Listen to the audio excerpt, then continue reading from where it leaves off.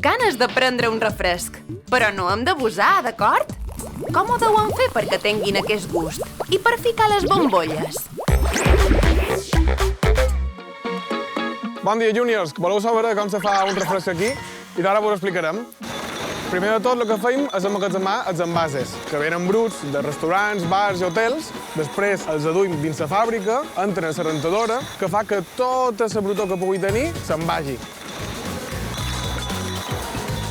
Ara som a la rentadora, que és aquí on les botelles se fan totes ben netes. Aquesta banyera està amb aigua a 85 graus, amb un detergent molt potent, i després amb unes bombes d'alta pressió. El que fan és disparar aigua amb molta alta pressió per llevar tant l'etiqueta com tot el brutor que pugui haver de dins.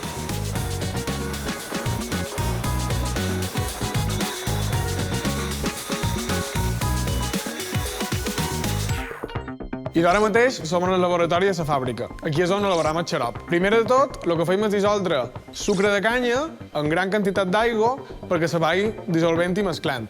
Una vegada que el sucre està ben dissolt, ja el passam a un altre dipòsit com aquest que estan tancats, on ens hi posem, per exemple, avui que estem fent el suc de taronja, aroma de mandarina, per exemple, que nosaltres empleam, i altres coses que no us puc explicar perquè, clar, si no, vos diria quina és la fórmula secreta.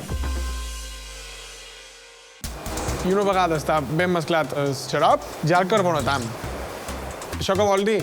Que l'introduïm el gas, que serà l'encarregat de donar aquestes bombolles en el refresc que tant vos agraden a tots.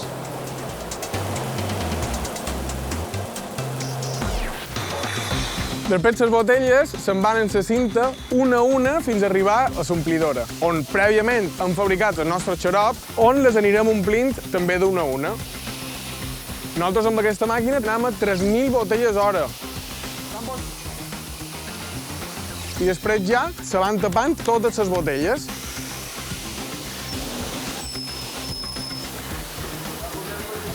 Ara ja sabeu com es fan els refrescos.